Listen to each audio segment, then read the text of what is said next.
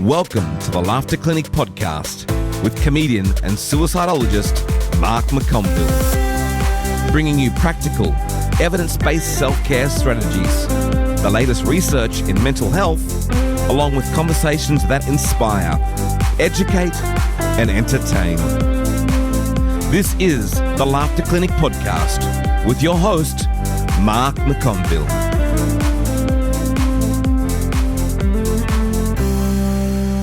Mike Van Acker, welcome to the Laughter Clinic podcast, my friend. It is so nice to have you here. How are you going? Mark McConville. I'm good, mate. Lovely to be here. Thank you very much for the invite. And I've got to say, about time. I've been looking at the list of people going through, going, okay, well, I'm at least as funny as him. Not as funny as Ellen, so I'll take that.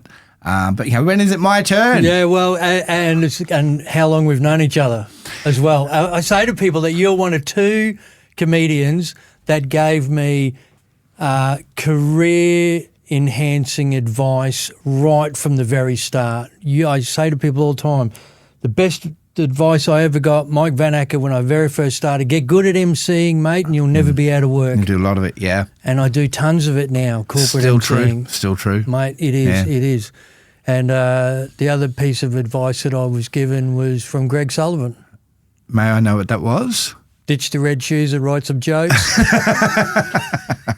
I do remember that about your early days. You would bring a briefcase. Oh, yeah, I was serious. And I was serious about it. Yeah, and we all just assumed there was cocaine in that briefcase. It was a big briefcase. Yeah, but it was just a handheld voice recorder. Yeah. I do remember the red shoes, and if it helps, I wore bright blue ones for a long time. There you go. Yeah, they don't help, do they? No, they do not help. It helps to have jokes, people. It really does. Mate, a question that we ask all the guests right at the start is centered around the saying, laughter is the best medicine, right? Mm-hmm. Now, this is a saying that's been around for over 3,000 years, dates back to biblical times, and now we have modern-day research, that actually backs it up. Yeah, supporting the health benefits of physical laughter and the psychological benefits of your sense of humour as a coping mechanism. So when you hear the term laughter is the best medicine, what does that conjure up for you? Well, for me, it's obviously there's a lot of truth in it. Is it the best medicine? It's in the top couple, isn't it? Right? Because I think we've actually overcomplicated human health. And I think sunshine, exercise, time in nature are hugely important. And along with that comes all the natural human emotions that we have, a big one being sense of humour leading to laughter, crucial, right? And the very process, the very fact that people show up to watch live comedy because of what it does for them, there's your answer right there. No one's, sort of showing up to watch, well, I suppose people go watch theatre to feel sad, but there's a lot more people going to comedy clubs than there is going to theatres. It's an amazing skill that we have. There are, particularly in social media now, there are millions of views going to things that make people laugh. Make people laugh, yeah. That's every answer you need. And it's incredible to think like this, we talk about 4 different styles of humour, and one being aggressive humour, laughing at the expense of someone else. And we've turned it into a form of entertainment. Yes. Like funniest home videos. Yeah, fail reels. Yeah, all of that sort of stuff. My favourite at the moment is Carnage at the boat ramp. Oh, I haven't seen it. I obviously get what it is. Yeah. Oh, yeah. It probably does exactly what it says on the tin. Pretty much. Yeah. Pretty much. Mate, so when I started back in 98, you were already going. You were already going, and you started pretty much in stand-up. When the sit-down started. Yeah. So 92, 93, whenever that was. And I was like young. I had a baby already. My daughter had been born. I think my daughter was 6 or 8 weeks old when I did my first gig. And I was the first 5-minute comedian to turn pro in Brisbane. Right. In the new era. Because there was stand-up in Brisbane before the sit-down. There's Bonaparte's where Jimmy Poulos and Keith Belcher and those guys were. Really? Okay. Way back in the day, yeah. What was that one down near the Kedron Brook? Do you remember where I'm talking about? Do you mean Bentley Theatre Restaurant? Sorry? Do you mean Bentley Theatre Restaurant? Yeah, it Bentley? might have been. It was a theatre restaurant more than a comedy club. There was Crazies, wasn't there? Yeah. And Dirty Dicks over at South Brisbane. That came and went a little bit. And they had stand-ups. That's where Jimmy used to do stand-up. No, Jimmy used to do stand-up at Bonaparte's in the Valley, and you'd have to ask Jimmy for sure, but there was a small comedy club circuit. Okay. Yeah, and it was, I think my understanding it was that style of comedy that was old jokes dressed up. Right. You know, don't take my wife, please. And a lot of the you still see shit comedians doing it today, taking an old joke and trying to pretend it's their life. Yeah. Right. Yeah. So yeah, there was that, and then but when the sit down guys showed up in I think it was 92, they basically made it a thing. They made it a thing, and that only happened. I don't even know if you know this. That the Sit Down Comedy Club, the Snug Harbour at Dockside, approached the sit down people and said, "We want to do theatre sports." And they looked at the stage and said, "It's too small for theatre sports. Why don't you try stand up?" So it was an accident. I must say that I am so grateful that I started at a time where I got to experience that stage, because any older school comics in Australia that got a chance to work on the sit-down stage when it was at Dockside, Snug Harbour down there, that little sunken stage, it only sat, 150 people, that room maybe? Yeah, there'd be a lot of people listening, never been there, and it, as you say, a sunken stage with the audience on kind of 2.5 sides of you. So it was like a natural amphitheatre, well, not a natural one, but it was an amphitheatre. And man, when you got I think they got 200 in there occasionally. The tiered seating. That was the key, wasn't it? You know, you had the immediate audience in front of you, nice and low. Yep. And then three or four steps up to a raised section. And it was just, oh man. And that was intimate. Like you'd be smashing them there. Like, and the furthest person away from you in the audience was 15 meters or so. So it's really immediate, you know. So I remember sitting on the steps one time before I think I was a 5-minute comedian, and looking at a support act who was only doing 20 and thinking, if I could just do that, if I could just be that good that I could do really well for 20 minutes. And that at the time as a 5-minute comedian, that was so far away from my reality that was an incredibly lofty goal. And the thought of being a headliner and getting up there and doing it for 40 minutes and being the dude, being the guy, that was unfathomable to me. Yeah, I know. And so I'm curious, because when I started in 98, I would go down there and I would watch guys like yourself, Fredo, Andrew Nason, Paul Brash. Yep.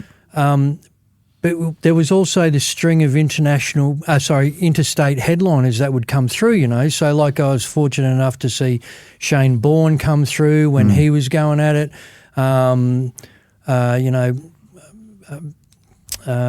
Our dear friend Dave Grant would come through. You know, a lot of these guys would come through, and you'd sit there and look at them and go, "Wow, that's the benchmark." Yeah. So when you started, did you have a similar sort of? Yeah, but what I saw was what I think was in a lot of ways the golden era of Australian stand-up. Really was of that time, right? Because and I learned to MC and got good at MCing because the sit-down business model was that they didn't have enough homegrown comedians, so they would every week import, or every second week as a minimum, but often every week, import a big name from somewhere else. And that would be, so they'd be the guys that cut their teeth on D-Gen and the big gigs. Anthony Aykroyd's coming through. Oh, really? Yeah, and Ross Daniels and Elliot Goblet. Okay, yeah. I remember, Elliot Goblet. And Steady Eddie would have been tripping around then as well. He came in the early days too, yeah, but he kind of bypassed the comedy club era and just stage and kind of went straight to megastar. Right. So I remember one night at Sit Down, I've been doing it for a couple of years and I'm on next,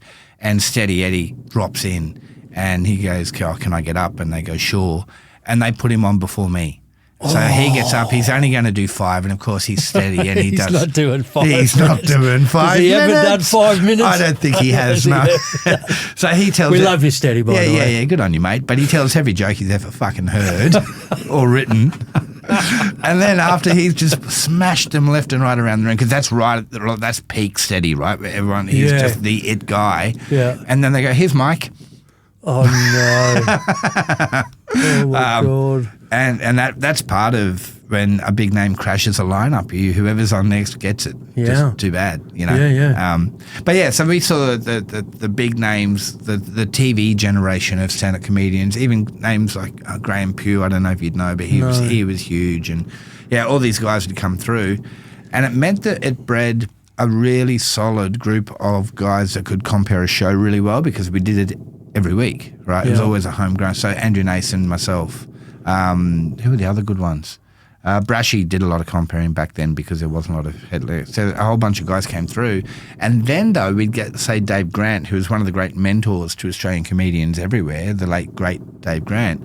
And he would come in and go, listen, if you're going to MC a show, you got to do it like this. And he would teach technique. And I know you and I have huge technique nerds. Right, about the craft of what we do, and that's actually. I'm going to sound like an old person now, Mark, but that's lost on the young people. I love it. I love it. I love that stuff.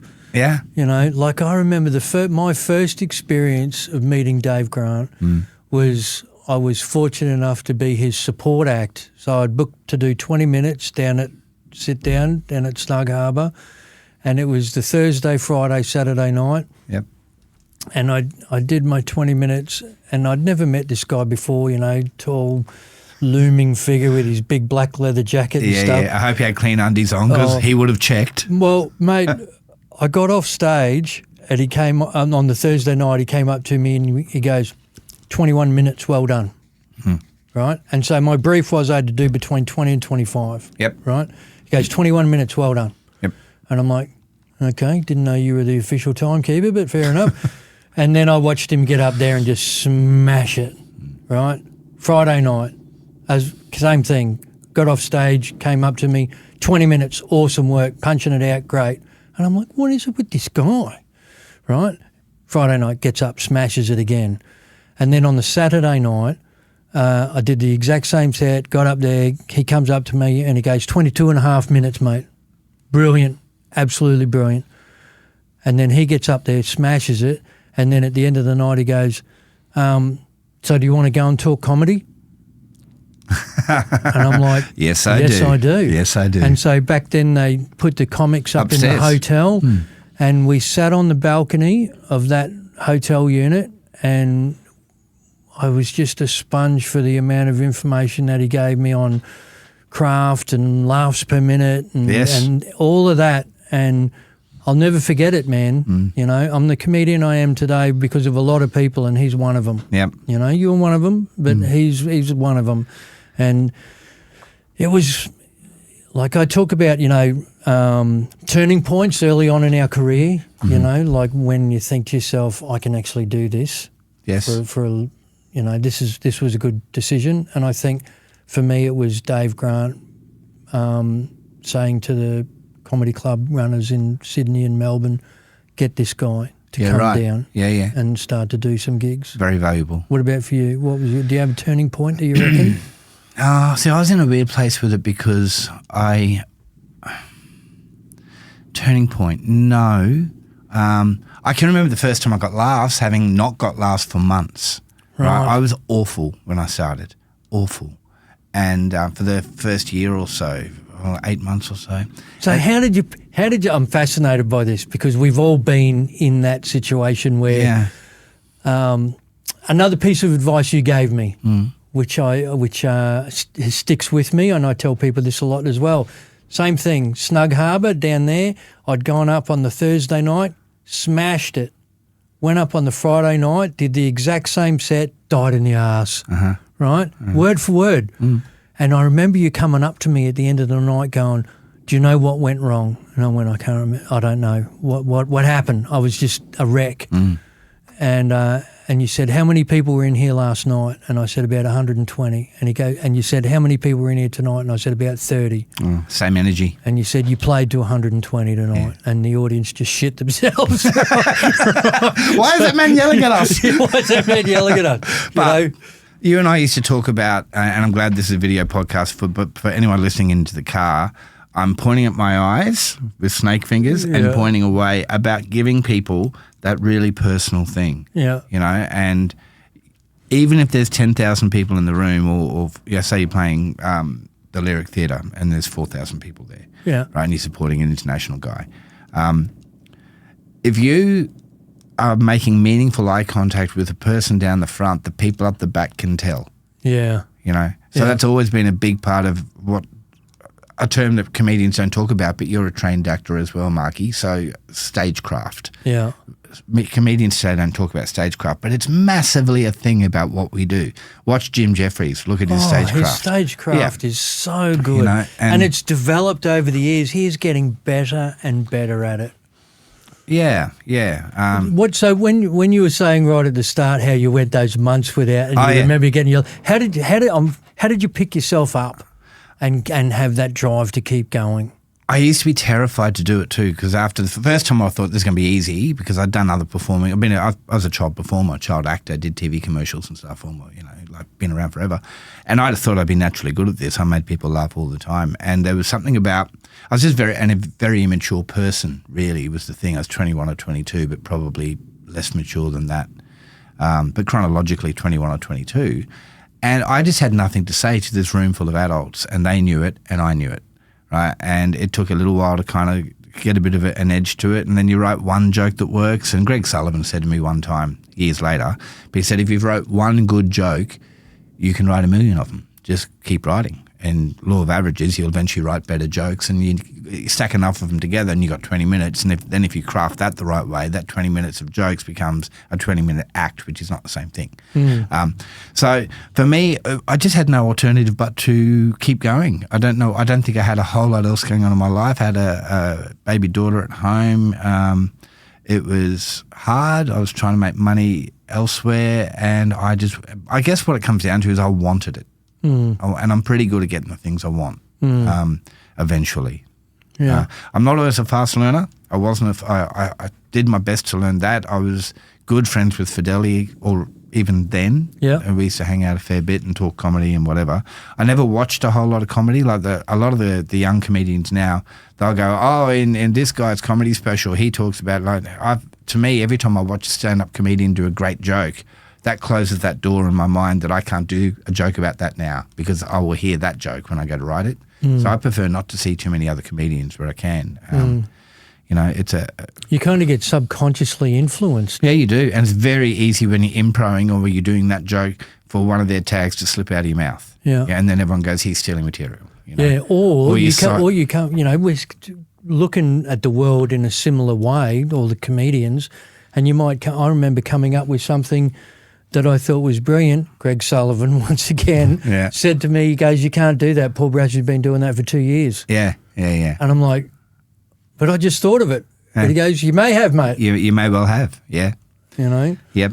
So mate, I just kept going, and I just wanted it. And then the turning points for me was I started doing guitar stuff, which was a weird thing for me, but I just had an idea for some song parodies, and that lasted a few years. That was the basis of my first headline act, is that my act would go along like at a reasonable trajectory, I'm trying to say. That thing? Trajectory. Anyway, it'd be going along pretty well, and then I'd put the guitar on, and it would just take off, and I would leave to, I toured New Zealand, finishing with the guitar stuff, with playing the power station in Auckland, and 1,500 people just going, and you're like it's a concert, Wow. like, hugely addictive, and it became kind of a crutch for a long time. And then one night I was playing at the Broad Beach gig, mate. The Broad Beach Tavern. Liars. Was it Liars Bar? Yeah, the Liars. Skanky old pub. Anyway. I'd forgotten about that. Yeah. Forgot it, blocked it out. Yeah, I do get PTSD if I walk past it. Nah, it wasn't that bad. It was a bear pit. You had to go at it. It was a bear pit, yeah. I used to say, know what you're doing if you're going to play there. Not don't play there, just know what you're doing if you're going to play there. And by the end, I won that all the time, but in the beginning, I lost as many as I won at that gig. Yeah. And isn't that the worst feeling when you die at a gig and you've got to walk through the crowd, and especially if you're driving there with, say, the driver from the gig, and you've just got to sit around all night. And the worst thing, and this happened to me in the early, maybe not you, maybe, but you'll sit there with the other comedians, including the ones that have done well, and members of the audience will come up and say to the headliner, you were great, I love that. And then their eyes sweep across the group and they see you and they just blank you for a second and then see the people they didn't like. Oh, you don't exist. Yeah. They've got nothing to say. Not a thing. Either that or it's like, and you're all right too. You're all right too. You're new, are you? Yeah. Yeah. Yeah. Or as, I tell you what, you get it a lot as the MC going, have you ever thought about doing stand-up? That's hilarious to me. You're really good. You're as funny as some of the comedians. And I like to go, do you think? Just a bit of education here, people. If you see an MC at a comedy club, they are a comedian. They're nearly always a headlining comedian. That's right. So one night I'm playing my songs at the Liars Bar at Broadbeach, and this thought comes into my head, I don't even like song parodies. Well, you're doing it. Yeah, mid-song, mid-gig. I don't even like, and I don't think I think I did guitar one more time, twice. Once at a festival show upstairs, and once when I was doing the ships, and Fideli said, take your guitar with you. They'll like the guitar stuff. So I did. Okay. Yeah, it's funny. It was a crutch. Yeah, right. Yeah. And so when you stopped, because like how long? What was that time period like where you had the guitar? And was it a few couple years. of years? Yeah, my early headlines were Right. guitar stuff. And so how did you go from having it to not having it? I just Was it stopped putting stressful? it. Just stopped putting it in the car. Yeah, it was. It was because I go, okay, I need to write better stuff. I need to write spoken word stuff. And there's a lot of Brisbane comedy used to be a fairly ugly place, you know, and there was some pretty unpleasant people getting around it. And some of the leaders of the scene, some of whom are now reformed and nice guys, but back in the day, pretty bitchy little assholes. And so I'd copped it a heap for having a guitar, for playing guitar. Same as if a guy comes out and they're making balloon dogs. Yeah, it'll be game on. Right? Yeah, they're going to go after them. Yeah. So I copped a lot of heat for that, and I was fairly unrepentant with it. When it's my show, I'll do what I want. But yeah, having moved away from that and getting into just sort of spoken word stand-up, it's a different vibe, and yeah, I don't miss doing guitar stuff. Yeah. Did you make me feel like I got out of it lightly with the comment about ditching the red shoes? Which is actually very poignant advice, really, at the end of the day. But not really, because you look at people, wear what you want to wear, you know, and look at what the people are wearing now. We got 5-minute guys. I did a gig the other night, and there were guys that look like they just rolled out of bed. Right. There's a lot of that. Yeah. Georgina Humphreys was there looking like she's on the way to I don't know what. But she is just glamour. Yeah. Always glamour. No matter where you see that girl, she is glamour. But she's got her own thing going on with her own sense of style with it, and she dresses up for her audience. And I'm old school. I think you should at least look okay. Yeah. You know? Yeah, I like that as well. Unless you're a character comedian and it sort of goes with your thing to be dressed like Jack Knight. Wears that army, and it suits his character perfectly well. Yeah, he's one of my favourite comedians getting around. You know? He's very clever, very Jack. Clever, and that madness that he has behind his eyes when he's on stage. Yeah, I don't know how much of that is an act. Yeah, I don't know him well enough. I don't know either, but I think he's great. Oh, he is great. Yeah. There's no two ways about it. Yeah, you know. Before I started doing stand-up, like in probably the 10 years leading up to me actually giving it a crack, I look back and, I never thought about doing stand-up, but I look back and think about who I was influenced by, and it was like, we had Eddie Murphy doing Delirious and then Raw. You had Billy Connolly coming out with his black and white stripes and his big banana feet, and Robin Williams, dressing how he dressed and just going 1,000 miles. He had the coloured shoes, mate. He had the coloured shoes. He did that to us. That's right. He did. He did do that to us. Oh, man. So did you ever, when you were travelling around, did you went international, like you said, in New Zealand. Did you ever go over to the States and do stand-up over there, talking about I've done little bits and pieces. I've done a couple of jump-up spots in London when I was there with Andrew Nason, and bits and pieces in the States, because I've been to New York a bunch of times. It's my favourite. And I can't remember if I went to comedy clubs in Vegas or got up at comedy clubs in Vegas. I certainly went to them. It's an amazing thing going overseas, though, because you go there thinking, I remember the last time I was in New York, I went to this comedy club and I sat there in the audience before the show going, I don't have anything to say to these people. Like what could I possibly have for the people of New York that they would find funny with their sophistication and, living in this city. And then I watched the first 3 comedians who went, I could murder these people. Let me have a turn. Let me have a crack at them. Yeah, I can get these people. I can smack them. And that's the big thing I learned. The first time I went to New Zealand, I was freaking out, right? And Fidelli was with me, and we went to the Classic in Auckland. Yeah. The Classic being a famous comedy club in Auckland. Wonderful comedy club. Love the Classic. Yeah. And they we're in the accommodation in Auckland, and Fidelli goes, let's go out. And I go, yeah, okay. And we get to, I don't know if he did this on purpose, but we get to the Classic. And we're on the next night, but not in that venue. Right, we're in a whole other place. We're at the power station. Which sounds like a great gig, by the way. Power station.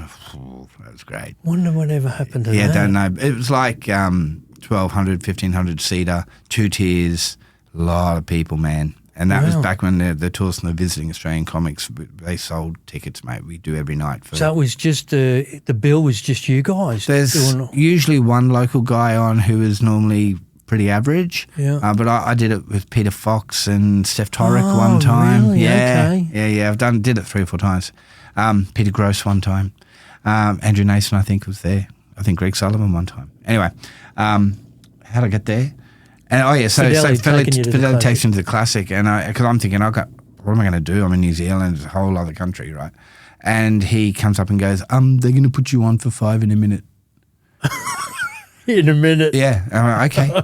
Okay. So, that's a good thing about us, is that we don't need to plug in a guitar. Mate, we're pretty user-friendly, aren't we? Plug and play. Plug and play. We've always got our tools with us, right? Yeah. And if you're one of those comedians that I can't do it, I need an hour to get centered, then maybe that's maybe you need to get better at what you do, right? Yeah. Anyway, so up I go, and 5 minutes later I walk off going, oh, okay, New Zealand. No worries at all. Yeah. What I learnt then was you need to change your references. Yeah. So in Australia, it's a bottle shop. In I think the UK, I think it's a liquor store. In America, I think it's an off-license, or I might have got those two around. But in the same way that you pick up a comedian here from Sydney or Melbourne, and they'll say to you, what's the crap suburb? Yeah.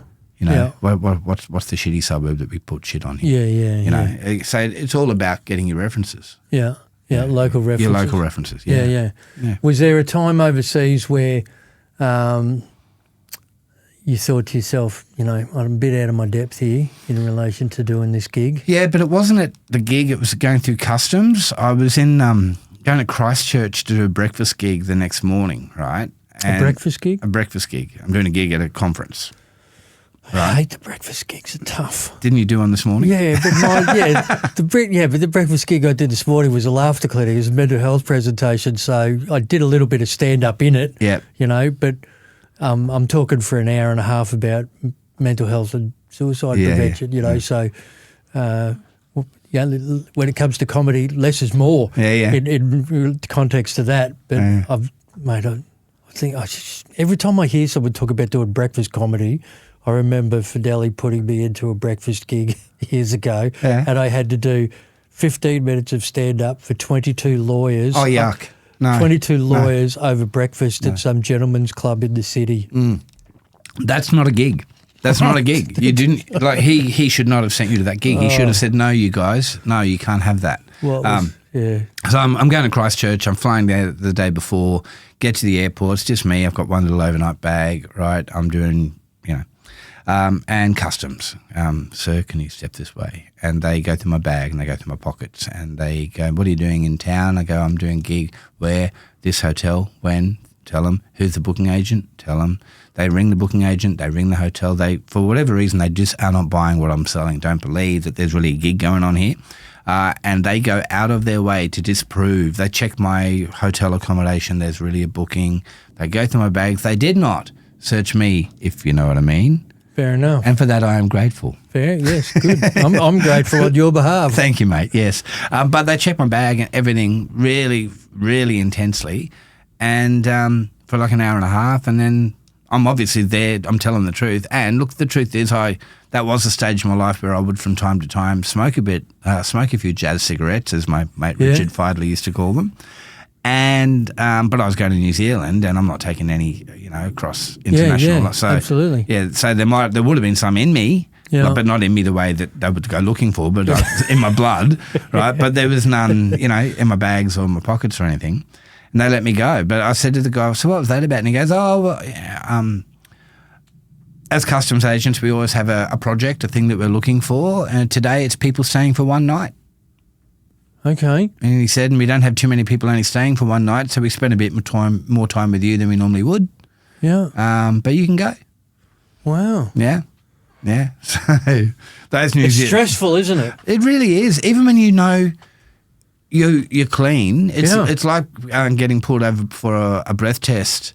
When you know you haven't had a drink for a week, but you still go, oh my God.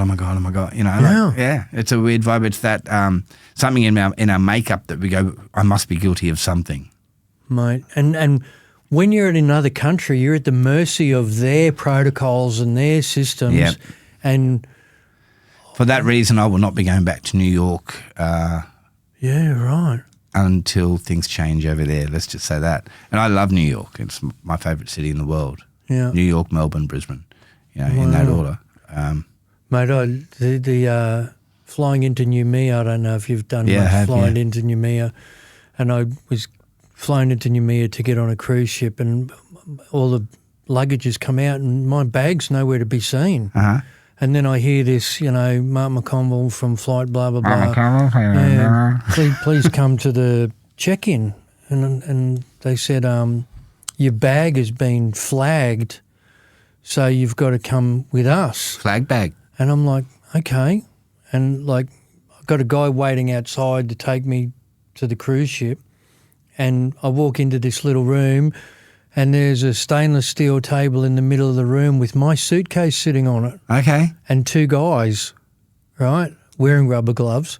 Excellent. And I just had a little bit of a, Bit of a clenching? Bit of a clenching. I started to freak out, and I said, "What's the problem?" And they said, "Is this your bag?" Yes.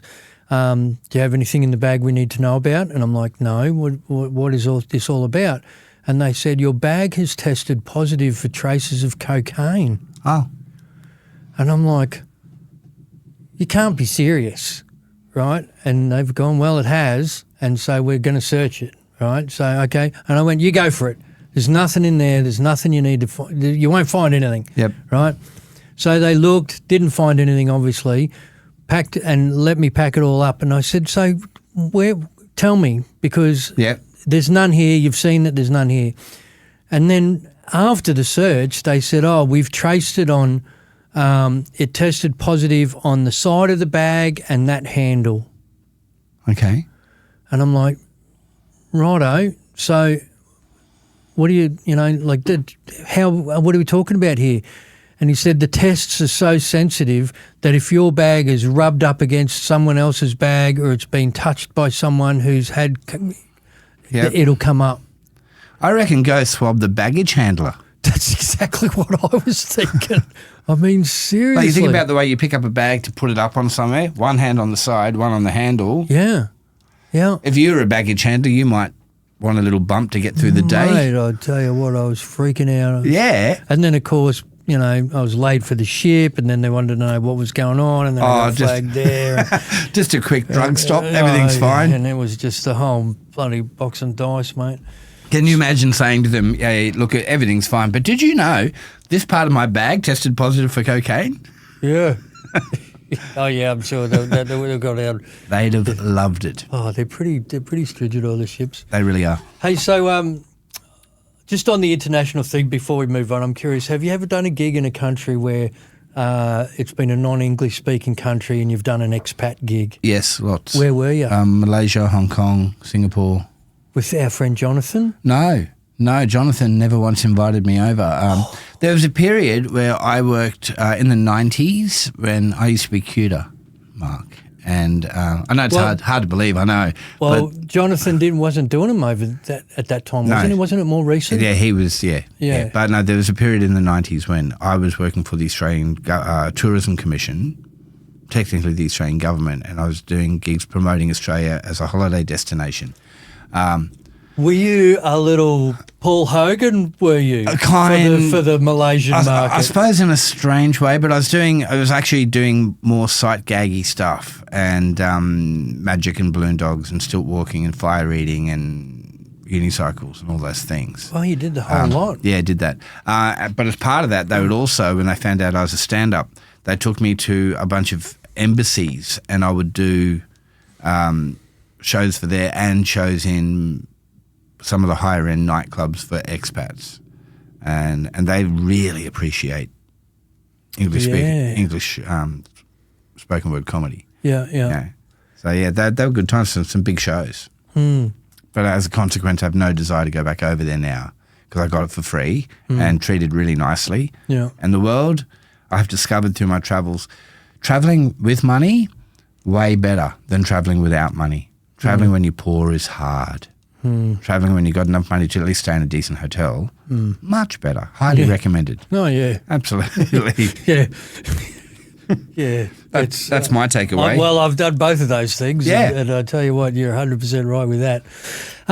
So as you're tripping around, doing gigs, before you we took on to your new ventures of the last 10 years, I reckon every comedian has had a point where someone's come up to them after a gig and said, "You've got no idea how much I needed that tonight." Like I've been going through whatever shit, all that sort of stuff. Have you had experiences like that over the journey, surely? Lots of them. I less lately because I make myself less available to the punters now, whereas back in the day I would enjoy kind of roaming among them and receiving their accolades, and I think I'm at a different place in my mind now where I don't need that, and I actually feel like I'll disappoint them, where they'll be expecting that guy that they just saw going bang, bang, bang, bang, and I'm not working anymore. I'm just sort of... I'm just Mike. Well, yeah, everyone has, like, I know you, we've been friends for a long time, but I also know what you do on stage, and what you do on stage is an amplified version of who you are the rest of the time. And sometimes when you and I talk and hang out, the stage mark jumps out while you tell a story or for one line or whatever, and that's the way comedians are. But hardly anyone is who they are on stage the rest of the time, It's almost not quite a character, but it's certainly an amplification of who we ordinarily are, So I always think that the people that come and talk to you after the show, they're really hoping for a bit more of that guy. Right. And that guy's gone now or is slowly evolving back. And when the gig's over now, nothing good can come from me talking to the punters. I'm going home. Yeah. Right. I'm often in the car before the compere has said goodnight if I'm headlining. Yeah. Anyway, but I have had some very meaningful talks from people and often it's surprising how often it's someone who is in a wheelchair or for whatever reason has some sort of a challenge physically. They quite often will come and say hello and usually as part of that process make a joke about themselves. Right. Which is something I've noticed a few times. It's very unusual. I get that a lot in the other business that we're going to talk about in a minute too, where people come up and they talk about how valuable what we're doing is to them. Yeah. And it's easy to forget that what we do actually resonates with people and makes them feel good. Yeah. So, well, let's move on to that. So the other business that we're talking about is you've become incredibly successful at running numerous, and not only running, but hosting numerous trivia gigs around southeast Queensland. And you've been doing this for a long time. And am I right in, I was trying to think the other night when you started doing it, would it be when you went through that, I don't know how many years it was, where you were actually booking the comics for when we were doing the Treasury Casino? It's around about the same time. It wasn't it? I had a comedy club Empire that was 4 or 5 nights of comedy a week. And that, I don't think about that much anymore, but there's a lot of guys around today that I gave their first paid gig to. Yeah, cool. And I'm proud of that little moment of... Yeah, very cool. That moment in time, Yeah. And that fell over when it did, and that was okay. But as part of that process, because I'd sort of worked out that it's that whole mining thing where who's making money out of gold mining? Is it the gold miners or the guys selling them the shovels? The only time I really did very well out of club comedy was when I was running shows. Right. But that wasn't the reason I started the trivia company. Started trivia because 22 and a bit years ago, the girl I was with at the time basically came up and said, "We're going to have a baby." And at that time, I was a road warrior comedian, so I would away a lot. And I had got to the point anyway where I was thinking to myself, adults don't get in and out of Taragos as often as I seem to. You know, why am I doing this? That and the fact that some of the tours I were on were miserable. You know, like, I toured one time with Ostentatious and Elliot Goblet. Oh. That's a punish, right? Now, Elliot Goblet, Jack Levi, he's a lovely man, right? But Sandy Goodman is a toxically adversarial person by choice. Right, and I even don't think he would mind me saying that because he didn't like me. Right, we did not like each other, and I had 2 weeks in a Tarago with this man. Right, I toured with Phil Cass, comedy magician, legend of Australian entertainment. You know, I did tours with local guys, Steve Allison. Isn't it weird how the general public would have this perception of 3 comedians in a Tarago van for a week? They go, that must be awesome. Well, the truth is, one time I was in a Tarago doing a Minds tour with Steve Allison and can't think who else, but we laughed our asses off for 2 weeks. Yeah, right. And you know, the conversations can get deep. Yeah, like very deep. Yep. And also it can be just like you said. It can be 3 hours non-stop of just making each other lose their shit. It's very interesting, Mark. Knowing that we were going to talk about comedy, how many of my comedy memories you're in, right? So many of them, right? And I don't know. I mean. You can always cut this out if you want to. But gigs I think about with you, the West Burleigh Bowls Club, where you and you. The West Burleigh Bowls Club. And they didn't exactly love you, but they loved me. And you were going, how did you do that? That was awful. I do remember that. Yes. So, but early days. I won't cut that out, but but also, there's a gig. How did you do that? There was a gig in Redcliffe one night where it was you, me and Fred Lang, great Australian comedian. You, me and Fredo. And Fred did very well and I did really well and you did really well. And I rang you the next day. I remember saying to you something ostentatious and pretentious, and I'm sorry about that, but the sentiment is true. I said something along the lines of, now you're a stand-up. Now you have, like, you showed me enough last night that you've got the skills, you've got the attitude, temperament, material, all the things that make stand-up great. You hung it together in a way I've never seen you do before. And it was a turning point that night for me, but you probably don't even remember the gig or that conversation. No, I don't. But I do. But when we talk about going in a car to gigs together, I think about you and 2 words come to mind, and those words are Billy Joel. Oh, man, one of my favourite. You know, it's just, look, sing-alongs in cars, and if you're with someone that you're just happy to just go, do you like this? I like this. Are you happy to sing? I'm happy to sing. And just belting it out in the middle of the night for, I don't know how many hours. Driving home from Bundaberg one time, I think. Yeah, and I got to tell you, it was, you know what I learned from that night? I actually learned that I'd messed up a whole heap of Billy Joel lyrics. Yeah, I did too. That you're singing one thing and I'm going, oh, that's actually what that says. But it's funny, Billy, that his song Summer Highland Falls, my brother Paul is a very good keyboard player, and he was at my house one time playing that song on piano, right? And I realised, oh, no, it wasn't that song. It was Seeing the Lights Go Out on Broadway, Miami 2017, that song. Turns out I've been singing things phonetically, words that don't make sense. I thought they weren't. There was, you know, like that Ken Lee woman. Remember her? Ken Lee, a dibby dibby dow chew. No, doesn't matter. Look it up. Google it. No, I don't know. But yeah, I don't know if we're supposed to be critiquing Billy Joel's music in this part of this podcast. Oh, no, look, it cracks. Oh, look, mate, for a long time, a friend of mine was convinced that Australian Call in their song Things Don't Seem was singing Fang Sister. Fang Sister. And I'm like, well, I can see it. I can see it. To turn this back into a helpful bit of advice, my advice to anyone driving in a car and falling asleep, through Spotify or I guess Apple Music, I don't know, put on karaoke tracks. So you can sing your way. And just sing it, man. Yeah, that's a good idea. Sing it. Yeah. Sing it hard. Sing it loud. You know, sing like nobody's watching. Well, nobody is really. If you're in the car by yourself. Guy in the car next to you probably is, but that's right. That is one of my. You know what, Mike? I really can't remember the gig, and I think you and I have had a couple of those Billy Joel road trip moments. One I think was coming back from Toowoomba. I don't know what we were doing Oh, up there. yeah. Well, might have been the Laugh Garage at the golf club. Doesn't matter. I can't remember. Yeah, it's funny that I remember the drive and the sing, but not the gig. Same, because it was just, yeah. But anyway. That's a good thing about, I don't think that happens enough anymore. Like, we used to do a lot of that. Yeah. Touring and like 3 or 4 comics in a car. And like, we say, it's a nightmare, but at the same time, it's bloody good fun. Like, you're hanging out with your mates for a couple of weeks, you're going and doing a heap of gigs. Yeah. You know.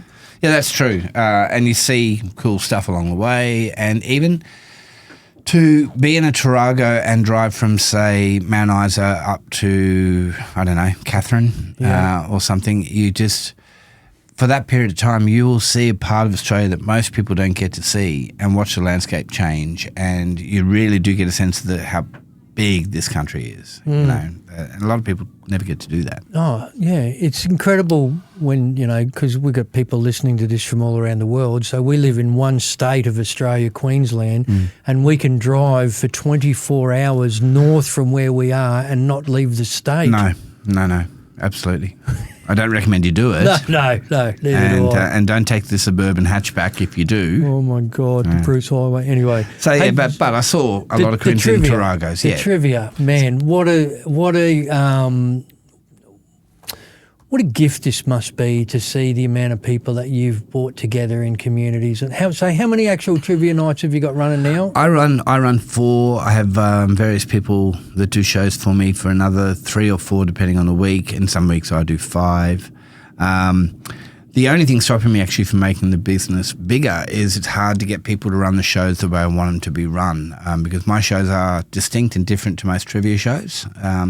Plus, you're a comedian. Yeah, that's our point of difference is that everyone that works for me or with me it used to be a stand-up comedian, but I've had to broaden that out lately to being a performer because there just aren't enough.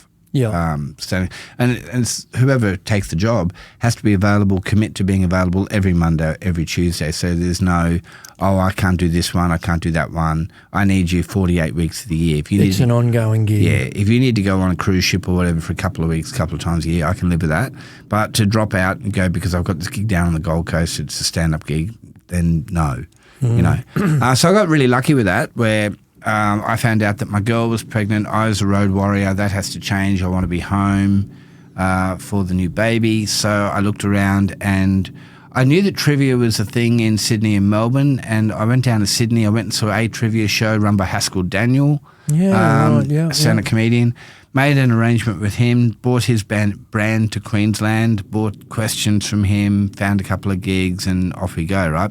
But along the way, man, I knew nothing about trivia. And I would go out there, just ask questions. But the people that came, they did know about trivia and they knew more than I did. So if there was a mistake in the questions, and regrettably with the questions I was buying at the time, there was often mistakes. And it would lead to this fairly ugly scene. And my whole thing was, I did this to make money. I had a mic in my hand. I didn't care about the trivia. I cared about making a show of it.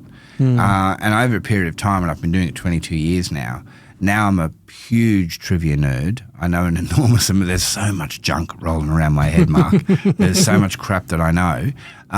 But also, I have distilled down in my mind almost on a scientific kind of way, what makes a good trivia show, what makes it work. And the benefit for that for the audience is I attract people that come that generally I attract nice people. Like I've got very few dickheads at my shows and I'm pretty good at encouraging the dickheads to not come back. I'll say to them, if that's the sort of thing that upsets you, this might not be the trivia night for you. I will sack players if they're going to ruin the vibe that I'm trying to build. But what I've always loved about Triv is the vibe and the sense of community that we get. I'm the leader of each gig that I do. I'm in charge of it, but I'm also a member of this community. And so people will come up and it's someone's birthday, and we have this theatrical way of singing "Happy Birthday" to someone when it's their birthday, and people love it. What's the longest? What's the longest one that you've had running consecutively, do you reckon? Greenbank RSL is the first gig that I ever got. It's now called remember. Greenbank Services Club. Yeah. Yep. And we started that first gig ever. So that's 2003, is it? Wow, okay. 2003. We've been there every Tuesday night since 2003, with the exception of about an 8-week period where we weren't there. But otherwise, and I did it for years and years and years. And then when I went off to do radio on FM radio doing Brekkie, Andrew Nason, Brisbane comedian, he took it over, and that's still his gig to this day. Yeah, I do right. once a month a show out there, but we've been there the entire time. Yeah. And most of our venues are longer term venues. Yeah. You know, we build relationships with the people and with the venue, and we hang in. You know, been there for a long time. And when we started, we were just reading questions off a clipboard. Now we're a multimedia show. You know, but the principle is basically the same. You know, ask people a question, make it entertaining, make sure the question is interesting. One of the creeds of the business is if you don't know the answer, the question should be interesting enough that you want to know the answer. Okay, yeah. See, here's the thing. I can ask you, what's the capital of Venezuela, right? I can ask a whole room full of people. And some people will know it's Caracas and some people won't, right? But no one cares, right? Maybe one Venezuelan guy up the back cares because it's his homeland, but most people don't care. Yeah. But if I ask you what board game did the Red Cross, during World War II, what board game did the Red Cross sneak in maps, a compass, some money, and hide it in the board game and sneak it into prisoner of war camps? That's interesting. People go, who did that? The Red Cross did. What was the game? Monopoly. Get out. True story. You know, and there's so much cool stuff in the world, Mark. Yeah, so much cool shit. So I'm fascinated by the fact that you've got this community of people. There's, I'm assuming there's a lot of varied age groups. Like, you know, like you see people doing comedy, trivia on the cruise ships, and it's all the old ducks sitting around in the, you know, atrium and all that sort of stuff. But, you know, there's been trivia gigs that I've been to on land where the audience is incredibly mixed age-wise. Do you have a good age demographic? And on that, how do you cater for asking questions that span 3 different generations of people? To answer the first bit, yes, we get young people, but really I'll nurse. If I get a 20, 25-year-old team, I'll nurse them along. I'll sneak up. I'll hand them, give them a few answers, nudge them in the right direction. Yeah. If the trivia is written properly, you've got some multiple choice in there anyway. Hey, just while you're doing that, do you have to be rather secretive? Because I'm assuming some of the trivia people take their trivia quite seriously. Some of them do. I try not to encourage that. I work hard at researching the shows. The shows take me about 15 hours every week to write. Put a lot of time into them. Wow. But I'm using them 4 times, so that's okay. But some people take it very seriously, and you go, okay, you need to relax, Mavis. But the actual shows themselves, I tend to focus it between kind of 30 and 70, right? And those ages aren't as far apart as you might think, you know, like, because if I do a music question from 20 years ago, the 30-year-old knows it, so does a 70-year-old, or, you know, there's a good chance, you know. For some reason, the thing that pops into my head is the moon landing.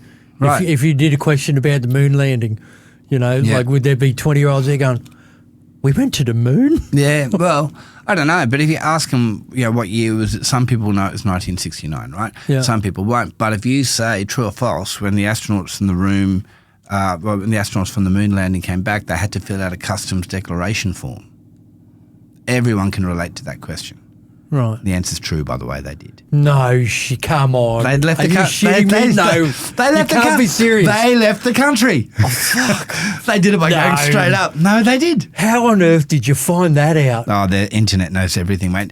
That's who my respect is for. The pioneers of trivia who wrote, you know, like Sailor Century, those guys, they wrote those quizzes out of encyclopedias. And books, yeah. Oh, my God. Same as Brekkie radio guys. Breakfast radio guys would subscribe to every magazine, and it would arrive from the States, 3 weeks old news, but they'd pretend it's happening right now because no one knows it isn't. There was no Entertainment Tonight. There was no internet. You know, like through working in through the internet and through working in radio, I discovered that the newspapers used to decide when things happened, because I would see things come through on the radio wires and no one would talk about it. And then 4 days later, because the newspaper had this much space to fill, they'd run a story from days ago like it happened yesterday. True. Yeah, you know, wow. they decided. Music used to be what the 4 radio stations in Brisbane said it was. Yeah. You know, when what was Justin Timberlake owns it now? The MySpace, when MySpace was huge, MySpace, right? yeah. And my daughter Rain would go like Katie Tunstall with that. Suddenly I see that woman. Is that her name, Katie Tunstall? No idea. No. It doesn't matter. She'd go, oh, yeah, she does the Hello Betty theme song, or Ugly Betty, or whatever it was. I can't remember. I'm really making a dick of myself here on my references. But she said, I've been listening to her for 2 years. Right. Really?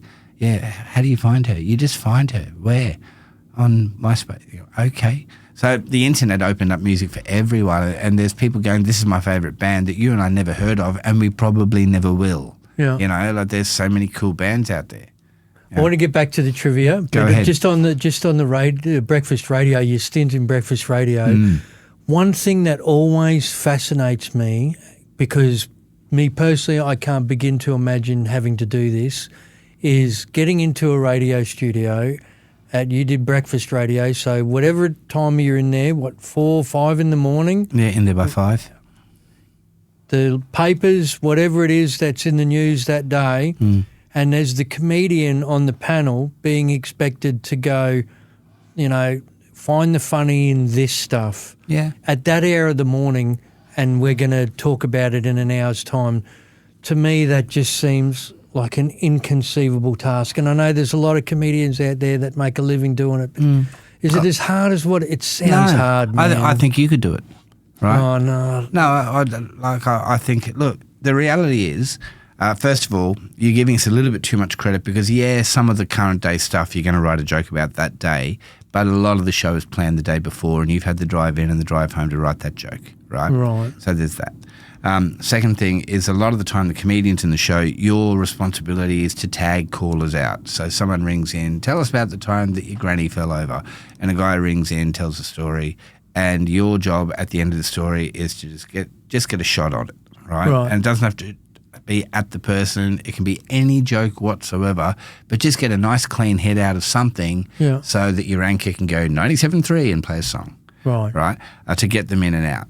And that's a skill, but something I found quite naturally. And I think you could, that's what I'm saying, you could do that, because I've seen you 100 times when you're bantering doing crowd work, and you're talking to someone and you need that one laugh, and then go, hey, folks, next performer, right? It's the same thing. All you're doing is putting a full stop on the conversation. So that was a skill that I had. Also, too, though, when you pick your stories that you're going to talk about on air, you get to pick them. You know, so you pick the ones where you can see something funny in it. You know, you're not the news. She's in the next booth, the newsreader. Right. So you get to choose what you're going to do. So look, it's easy. Like, did you enjoy your time doing brekkie radio? I loved being on the radio. There are certain things you get, like the money was very good, and you do get free shit. You get invited to everything, the opening. It's actually... Get to meet cool people, I'm assuming, coming into the studio, interviewing people. Hundreds of them. Hundreds of them. And I still now occasionally go, I interviewed him years ago, you know, and you're sporting heroes and you know, people that you would never meet any other way. Like I met Ben Elton, you know. Like, right. You know, and just ridiculous people. Rick Astley from back in the day, I've interviewed him, and Rob Thomas, and like everyone. But so is everyone that's worked in radio, because they're doing the rounds, man. It's they're on the machine, and you're part of that machine, you know. So I mean, that was great, but it's a very close environment, and it's an ugly industry, and the people that work in it are not always your friend, even though they will call you brother. Right. They'll say your friend and whatever. And I'm a trusting person, so that bit me a couple of times. I've worked with some psychos as well. It's people that made my life very difficult and made it difficult for the show I was in to look good. You know, that's the nature of it. If you're on a radio team, you are counting on the other people on that team to want it the way you want it, to pull on the oars at the same way that you are. And you only need one person to be going through a mental issue or a laziness issue, and sometimes those two things are linked, and it can derail the whole thing, which is ultimately what happened to me at both of my radio gigs. Yeah, right. I think my lawyers would like me to stop talking now about that. Right, okay, so we'll trip back to the trivia then. Let's go back to trivia. Nice, safe ground. The community that you've created, right? Like anyone that has heard me talk about, the mental health stuff, and I've had different podcast episodes about social health and community and all this sort of stuff, and intergenerational living and learning, like this, what's a methodology? Is probably the wrong word, where you have the elderly teach the adults, adults teach the adolescents, adolescents teach the youth, like we look at there's 5 blue zones in the world where people live to over 100 really well, and one of the big things is community engagement. Is it? Okay. And it's a big thing. And there's 5 places. Okinawa in Japan is actually the main one that would come up first if you did a Google search for blue zones. And there's 3 main kind of things they talk about. Diet is one of them, obviously. Reduced processed foods. Sure. Being active, goes without saying. But community is the big one. And a lot of them have intergenerational living where you've got 3 and 4 generations of family living under the one roof. And if there's any grandparents listening that have got living with their grandkids, then it keeps you young. Yeah, okay. And so when you've got these big group of people coming together for trivia, you must see the life being a breath of life coming into the elderly, knowing that they're sitting next to a table of 25-year-olds or 30-year-olds or whatever. It must be pretty rewarding to see them coming out every week. Yeah. And the number of people over the years that say to me, "This is the highlight of my week." I only get to go out once a week and come to your show. That's cool, isn't it? It's really cool, And when a venue needs the space that we're performing in, and they have to cancel one week, the disappointment in some of the players going, "Really?" And I go, "We'll be here the week after," and they're going, "Oh, yeah," and you can see them going, "This is awful," And COVID was a big teacher for me, because prior to that, I think I took a lot of my life for granted, and my life changed in a whole bunch of ways around COVID and the period immediately after, and I evolved into a very different person to who I was then, but from a business perspective, it was during COVID that I realised how lucky I was that these people left their homes and came to my crappy little show every Monday or Tuesday or Wednesday or whatever night of the week it was. And it made me realise then that I needed to love these people, and I needed to get better at what I did, that I had to be better at writing shows. And I went from spending 3 or 4 hours to write a show to spending 14, 15, wow, 12 on a good week. And like today, this morning before I came in here, I've done the show for this week. I've done it twice. I did it Monday and Tuesday. I've got 2 shows to go. I still worked on it this morning. I improved it. And tomorrow, if there's any improvements to make and there's only 1 show left, I'll do that. There's no substitute for putting the time in, because you are touching these people, and it must sound so absurd to some people going, "Oh, mate, it's a trivia night at a suburban pub." Yeah, it is. Yep. At its bones, that's what it is. But what it really is to me, apart from the fact that I make a good living doing it, is the fact that I am talking a language to these people that they all get at once, because I'm attracting all these nerds that want to know cool stuff, right? And they're quite happy to be wrong about things, right, if I can show them something interesting. Along the way, they're going to sit with their friends. They can buy dinner if they want to do that. They can have a drink. I've got people that get shit-faced at some of my gigs, right? Not that many, but some. And their friends kind of, and as the night goes on, they start yelling out inappropriate crap because their 3rd and 4th beer is kicking in. I got people that come with their parents, and that's how they relate to their parents, is that they catch up here. A lot of parents and progeny. Yeah. I couldn't think of the word for children. Yeah. But yeah, you know, like I get a lot of those people come in and they sit together and hang out, and along the way they catch up in whatever way they do. But trivia is the vehicle for that. It's the conduit. Conduit is also vehicle. the word. Yeah, it is the vehicle, and you know, I don't dismiss the power of it. You know, like you were saying about people going, "Oh, it's just a trivia." You know, on the outside, yes, but when you do a deep dive into it, I can tell you now, from a mental health and suicide prevention perspective, yeah, that is suicide prevention, right? Because we live in a time where we are incredibly connected by technology, and yet so many people are lonely. Yeah. Loneliness is an epidemic around the world. It's constantly being spoken about, and I know it sounds like a doom and gloom statement, but unfortunately, it's true. Where loneliness can kill you. yeah, Right, and all of the research shows that, you know, there's 3 different types of suicide prevention. You know, primary is keeping the population healthy, and secondary is identifying people at risk and then managing, and tertiary is like managing those people and medications and hospital beds and all that sort of stuff. And all of the research from around the world shows that primary prevention works, keeping the population healthy to start with. Okay. Right? Okay.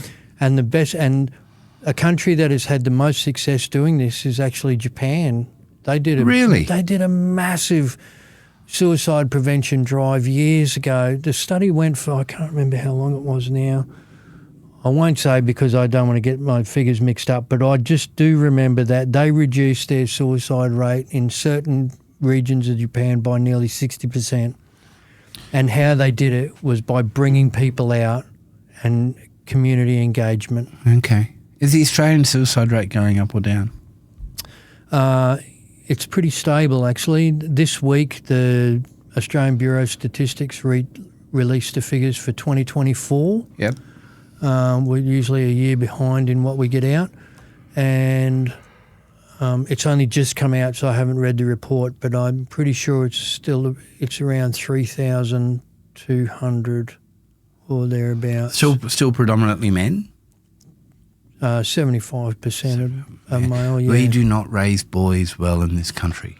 It's nuts, man. Yeah, boys and men. Oh, that's something I think. And we're actually recording this on International Men's Day. Oh, happy International Men's Day, mate. International Men's Day, mate, yes. And to all the men out there, happy International Men's Day, the 19th of November. I had no idea there was. Yeah. And that's what I was talking about this morning with the council guys about, you know, supporting men and boys to speak up. Speaking up is manning up. Yeah, okay. Yeah. You know. Very interesting. I've had occasion to talk with someone lately about the criminal justice system and just the ramifications of the society we live in. And I think the way we raise boys is broken. But I also feel like the world will get better as some of the aggressive old people die, basically. But we've got to do better raising our boys. And I'm really proud of the boy that I have raised because, I mean, I got lucky with him though. But he's a quality human. But I don't know if I did that or if I just got lucky. Oh, mate, you should take credit, you know, because I say to, you know, a lot of parents that at the end of the day, yes, your kids are, you know, they're their own people, but they are a product of their upbringing and the people that, sure. You know. And so you should be incredibly proud of your young man, mate, I've got to tell you, because, you know. Like, thing is, Mark, what I always say is every parent gives their advice, gives their kid their best advice possible, right? I got one that listened. Yeah, right. So I got lucky there. Yeah. So can't get him to trivia though. Is that right? Yeah. When as a kid, he used to come and he used to hand out the raffle tickets for the door prizes for me. Yeah. And sometimes I still occasionally say as a joke, "Hey Jake, you want to come to Triv?" And he goes, Got martial arts training. Yeah. He goes, "Oh, why don't I meet you there?" I go, "Oh, you meet me there?" He goes, "Yeah." I go, "Okay." He ain't showing up. No. And then when I get home, I go, "You didn't show up." He goes, "I said I'd meet you there. I didn't say when." Oh, the cheeky little That's pretty funny. That thing about you saying about raising boys, the interesting thing is that I don't know if it's just boys, like there's a really fascinating book I read recently, and I urge any parent to read it if you get a chance. It's called The Anxious Generation. Oh, yes. By a guy called Jonathan Haidt, Haidt. Yep. And man, what a fascinating read, and the research this guy's done, in relation to the childhood that you and I grew up with, a play-based childhood, and discovering the world and all this sort of stuff, as opposed to a phone-based childhood and neurodivergent. All of that. No one was neurodivergent. Right. And bullying was rife when I was a kid, but you didn't. It was. I never spoke to my parents about it. I never spoke to any teachers about it. I never spoke to anybody about it. You just dealt with it. Learned to be funny. Learned to be funny. Yeah, part of it. Having said that, if I found out that my kid was getting bullied the way I was bullied, I think I'd end up in prison. I think I would actually they would incur my wrath on behalf of young me as well. Yeah. But, absolutely intolerable. And how ridiculous that we, in the 70s or 80s, I think in your case, I can't remember, but how ridiculous that you should go to school and have the crap kicked out of you and not feel you could talk to anyone about that. That's insane. Yeah, it was just, I remember seeing a psychologist years ago, and she said, "So who was your safe person? Who did you talk to?" And I went, No one. No one. Yeah, me too. Yeah. Didn't talk to anyone. No. No. And it's weird that now, you end up fast forwarding, I was 28 when I started doing stand-up, to end up in a career that involved being on stage, bringing joy to others. Yep.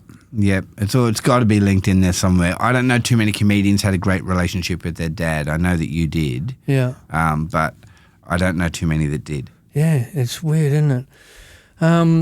Okay, so I know we're on a time schedule. I know you've got things you've got to go and do. So before we do wind up, I do have a couple of things I would just like to say ask you in relation to the trivia before we wind it up, because I do really believe that it is a fantastic way of bringing people out, and getting people out of the house and connecting, and that sense of community is something that we really miss in society now.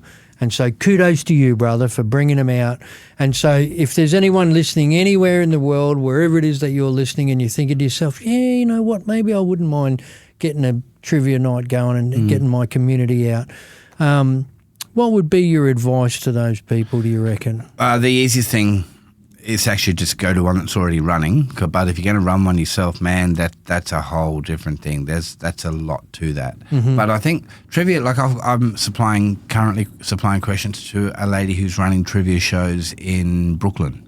Really? Yeah, okay, yeah, cool. Yeah. And that's the thing, So and England, of course, invented trivia. Right? Yeah. With their Guinness book behind the bar, the book of records behind the bar. Right. That's how that started, right? Is that right? Yeah, I didn't know that. Yeah. Jeez, you're a wealthy shit. That is just. I really do know some crap. I tried to warn you. Oh my God! But yeah, that's just go. Why do I Someone mentioned to me the other day about the blue whale, right? Oh, yes. That gag I did. And I'm just like, why do I know that? Yeah, why do you know that? Like David Attenborough. Yeah. He's got a lot to answer for. Yeah, that, he man, really does.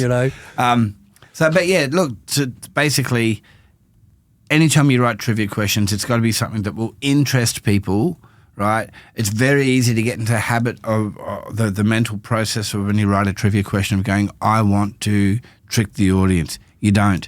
You don't touch your microphone either. You don't want to trick your audience, right? You never want to do that. Okay. You don't want to fool them. You don't want to trick them. They're your customers. Yeah. Right? So you want everyone to get enough. Okay, one of the great truisms of the business that I run, if I make people feel stupid, that's very bad for business. Right. Yeah.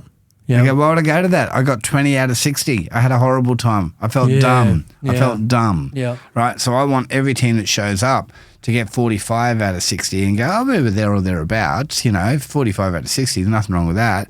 And I've built a culture at my shows where if you get to 50 out of 60, you've done really well.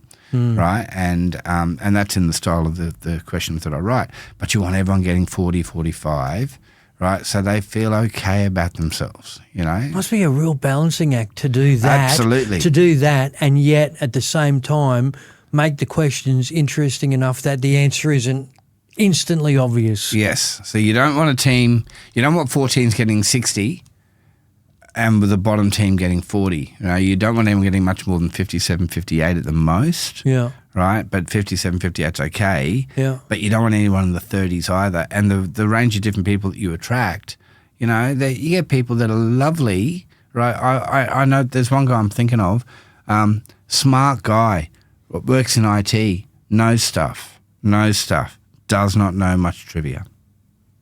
Right. He spent his life pursuing other things, learning other things. Yeah. That's cool. But I've spoken about other things, and he's very knowledgeable. He just has not absorbed the sort of stuff that they talk about, just nerd fact-based stuff. And whereas my brain soaks that up. Yeah. So. Pros and cons of running your own trivia show? Oh, look, it's just you got to attract an audience. That's hard to do. Yeah. You got to keep them once you get them, and people are fickle. And in Brisbane, you can throw a rock and find 4 pubs running trivia. Right. But, I mean, the difference is, I went to a trivia night, not one run by my company, a couple of weeks ago. Oh, my God. It was just awful. Was this like a covert research operation? Sort of, yeah. Yeah. It was more that it was like went out for dinner and along the way trivia was on, and I won't say too much, but the presentation of the show was okay. Yeah. Like the actual the way the questions were put up on a screen, that was okay. Yeah. But the host was just awful, Yeah. awful, and I'm like, what? You're not even trying. What are you doing? So. That's a bit of advice I give. Do not attempt this if you're a nerd that knows a lot of stuff. Attempt it if you're an entertaining nerd who wants to talk to people. Because the show is not about the questions that you ask. It's part of it, but it's about you. It's about you learning their names, right? Go, hey, Glenn, it's good to see you again. You got to learn. And I got 160 people at some of my gigs. I'm working on learning all their names, right? That's important.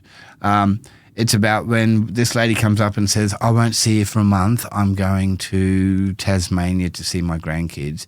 You go, awesome, I'll see you. We'll be here when you come back. A month later, they walk in. And when she walks in, you better look her in the eye and go, how was Tassie? Yeah. You got to remember that stuff. Oh, you must have had so many people in this time, these 22 years, people that have been coming for repeat customers. People get married, divorced, have kids, grandkids. Bury loved ones, go through personal tragedies, and coming to trivia, like you said, has been there. Yeah, mate, I've been to a lot of funerals for trivia players, Really? Yeah, and some weddings. Yeah, really? Yeah. Yeah, okay. Yeah. That's cool. I've seen all kinds of scandals through it, like this table aren't talking to that table anymore because it turns out that this guy was sleeping with that girl from over there and they're both married to someone else, and then both teams leave, and amazing. But it's a mini community, and communities do stuff like that. Yeah. Yeah, just inherent within the makeup of people is that every now and then someone's going to jump the fence and go, oh, she's all right over there, and she's going to go, well, come jump the fence, I'm up for it. Yeah. And it's a microcosm of society as a whole. Yeah. Happening at trivia. Well, mate, you're doing a fantastic thing, I reckon. I really do. From a mental health perspective, it's awesome and I love it. And the fact that you've made a career out of it and you've brought so much joy to people, I just love so much of it. Right, okay, so let's bring this home with what we call the Feel Good 5. Okay. The Feel Good 5, my friend. Okay, doing it. Asked of all our guests, right? Answers can be as short or as long as you like, whatever. So the first thing, what makes you happy? You do, Mark. Okay. No, what makes me happy? My dog, Charlie. I love Charlie. My son. There's a special person in my life that I won't talk too much about, but her. Yeah. What else? You know what? The work that I do, I'm just going to say this. In the last 4 or 5 years, I have reinvented myself, and I'm the happiest I've ever been. You look fit as, and is it because of the workout regime that you've been? That was the start of it. Yeah. And along with that, if you're serious about getting fit, it means you're going to look after your body, which automatically means you will probably stop drinking and smoking cigarettes, which I did. Yeah. Right? Yeah. You'll probably stop smoking everything, which I did quite a few years ago, actually. Yeah. And then it means don't eat as much sugar, although I'm sneaking a bit more chocolate back in than I used to. But I don't do fast food anymore, as I used to nearly every day. Man, I can't believe I wasn't 140 kilos at the worst of it. Really? But the best thing I did was I got myself out of a toxic relationship and changed my life. Yeah, right. Changed my life. Yeah. Best thing. And everything that I've done since then, this is the best version of me that's ever been walking around on the planet. Yeah. So I feel very lucky about that. I'm quietly proud of myself for doing that, because getting out of that whole situation was ugly and difficult, and I didn't think I could. And that's also true for cigarettes and alcohol. Didn't think I could stop doing that. Yeah. Well, that's the thing is, like all that toxicity when it comes to whatever it is that in your life that's doing you harm, not good. Making the break is difficult. Yep. You know? But I cannot speak more highly about get your body moving, particularly for a guy, right? A guy that is not on top of his physical health, right, is a liability to everyone around him. You know, so if you have people you love that are depending on you, right, and I'm not saying you got to start running marathons, but move your body, you know, and my life changed when I started doing that, and everything else was a flow on from that. Yeah. Look after yourself, fellas. Yep. What are you grateful for today, mate? Look, you know what? I have to remind myself about this sometimes, that I have a newish car. Yeah, very lucky to have. I've got somewhere to live. There's a tent city near my house, Mark.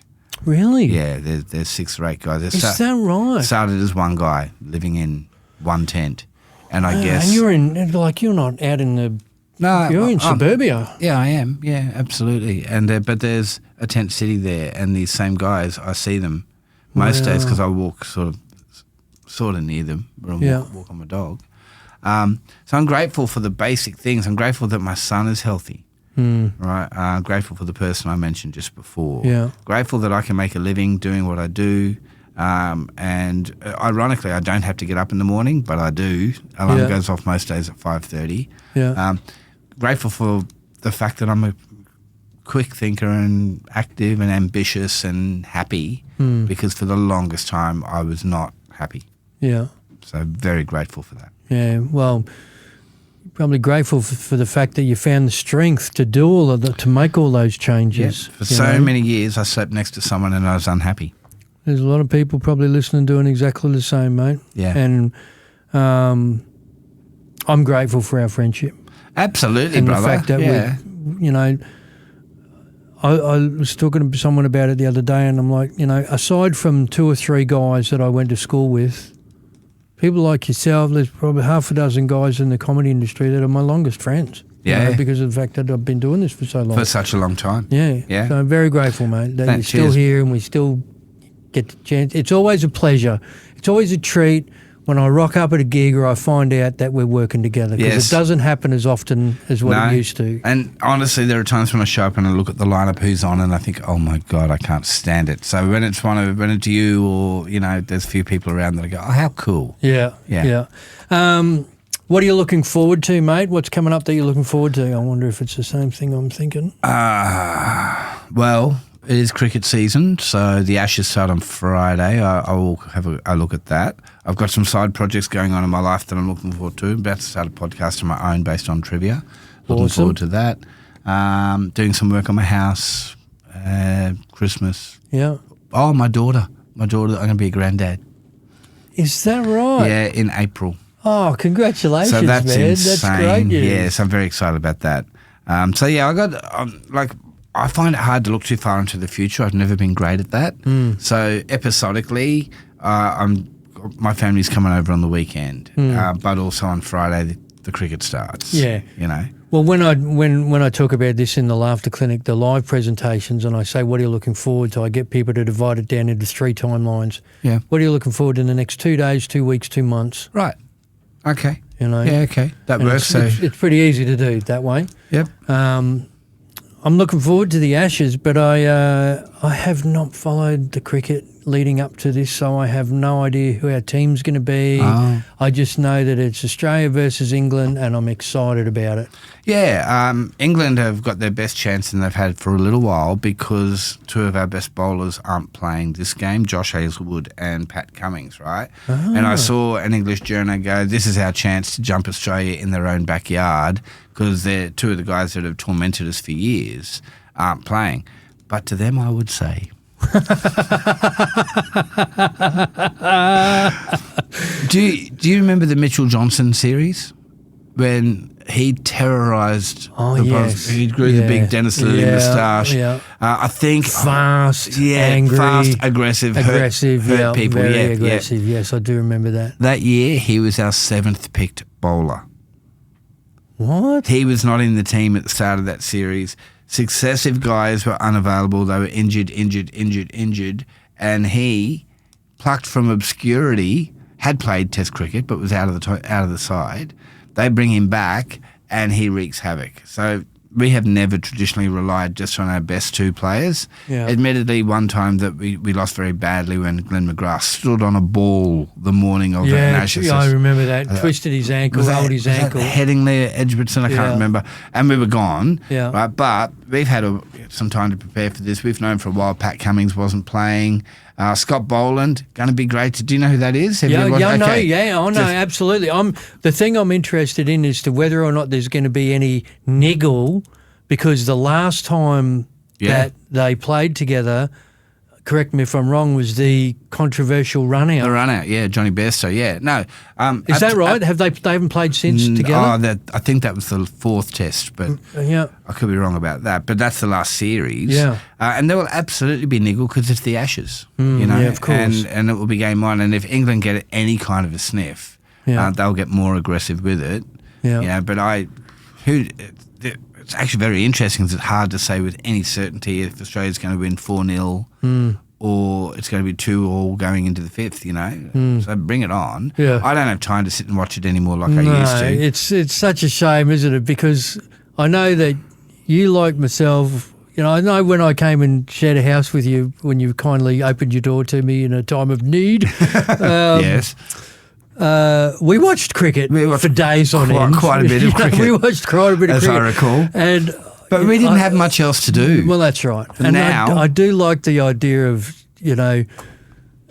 it's weird because I like the idea of it. Yeah. Sitting there watching every ball of a 5-day test. Yeah.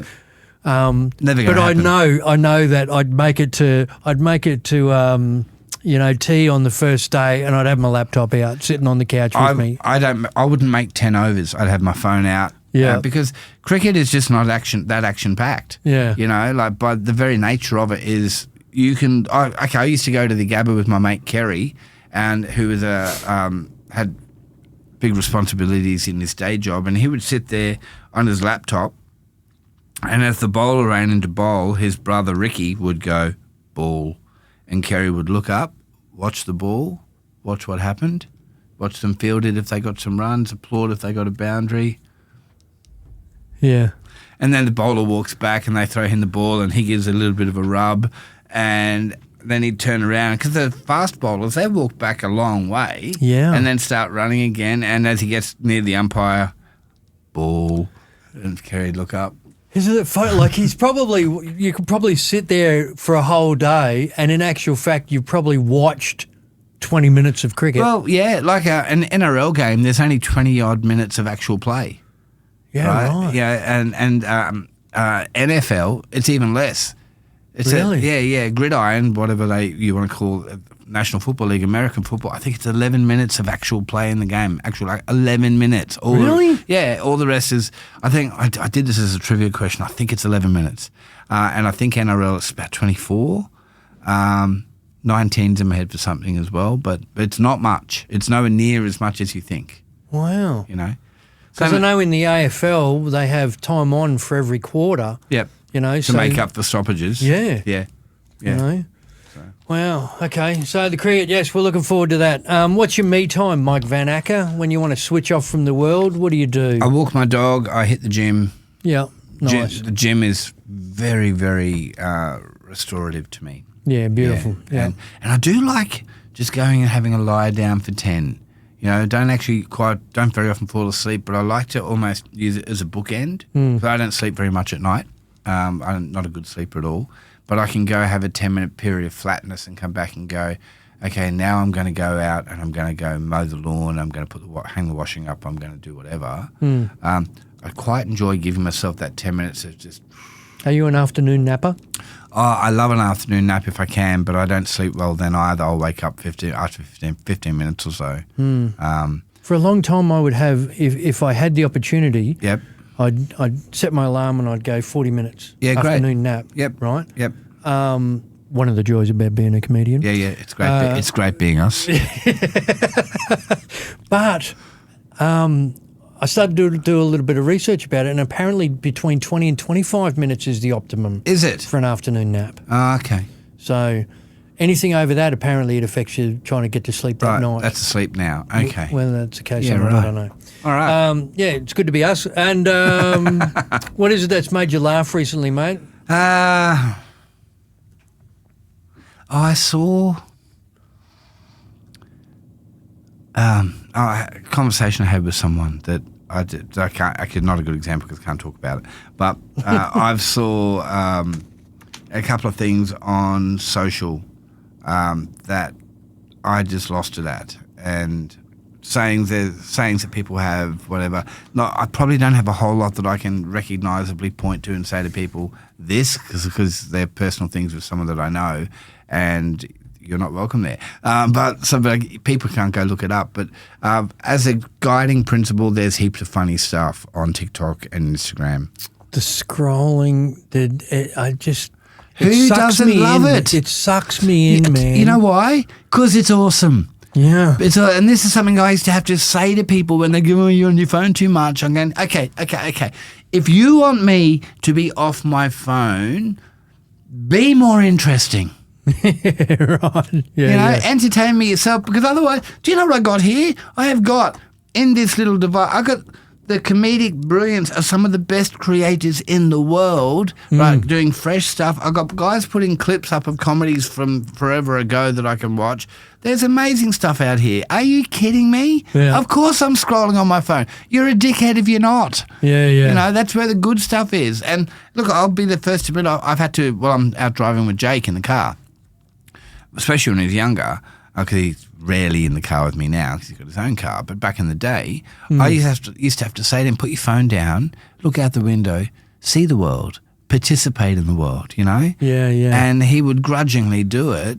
But even when I was telling him to do that, I totally knew why he was doing it, because it's awesome. Well, it's a balancing act of three things, because there's a lot to be said for the entertainment aspects of it. Yep. We've all got sucked into the scrolling, and because it's entertaining, a 30-second clip that makes you laugh, who's not going to like that? Yeah, bang, right? bang. But yes, looking out the world, looking out the window and engaging in the world that you're driving past is important. And this, like a friend of mine's recently done this thing where she's initiated, you come into her house, everyone puts their mobile phones in a thing at the front door so you can't look at them when you're in the house. Yeah, right. I had a friend who did a similar thing, but they were keys in the bowl. I know. I never got invited to that party for some reason. Anyway, Mike Van Acker, it has been an absolute treat having you here today, mate. Thank you so much, and we will get you back in another point, no doubt. We might even have a chat after the Ashes. I would love that. See how all that's gone. Cheers, Mark, and good luck with the podcast. I love that you're doing this, brother. You're a legend, mate. Thank you so much for everything. Thank you for listening. The information contained in this podcast is for educational and entertainment purposes. It is not intended, nor should it ever replace, advice received from a physician or mental health professional. Want more info? Visit thelaughterclinic.com.au. If you enjoyed the episode, please share and subscribe. Thanks again for listening to the Laughter Clinic podcast with your host, Mark McConville.